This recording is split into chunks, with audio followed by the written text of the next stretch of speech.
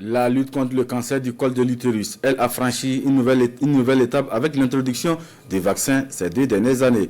Pour approcher davantage les soins de santé aux populations, afin d'accélérer son élimination, acteurs de la santé et partenaires techniques sont en concertation. Un atelier de réflexion sur l'intégration de la prise en charge du cancer du col de l'utérus dans les soins de santé primaires. On en sait davantage avec Bienvenue Tansa. Pendant 48 heures, le réseau pour la promotion et l'autonomisation de la femme rurale, REPAFER, va diagnostiquer le degré de vulnérabilité des femmes rurales face au choc climatique. Dans les zones rurales, les femmes sont souvent les premières victimes de ces chocs, malgré qu'elles soient le moteur de la production.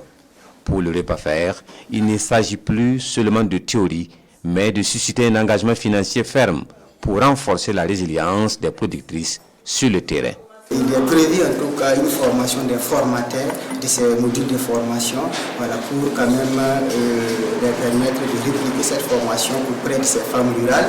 Et ensuite également, si cette formation est répliquée, nous devrions quand même faire des suivis et supervision de ces femmes rurales pour leur permettre en tout cas d'aller de l'avant et ne pas se limiter également au niveau de ce qu'ils font comme activité habituelle. L'atelier se tient dans une approche participative mettant l'accent sur le dialogue stratégique.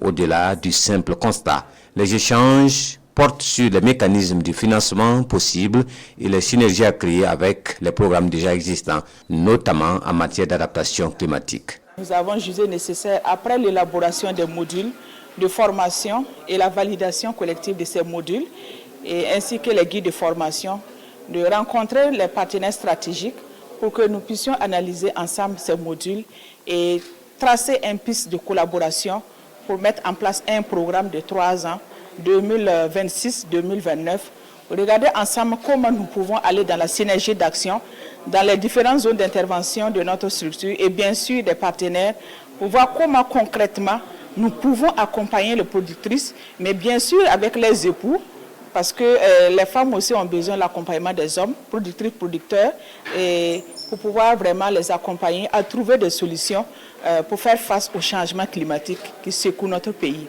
Vraiment quelque chose de très important parce que vous avez vu tout ce qu'elles ont pu faire au profit des femmes rurales. C'est vraiment des activités diversifiées, très utiles en milieu rural.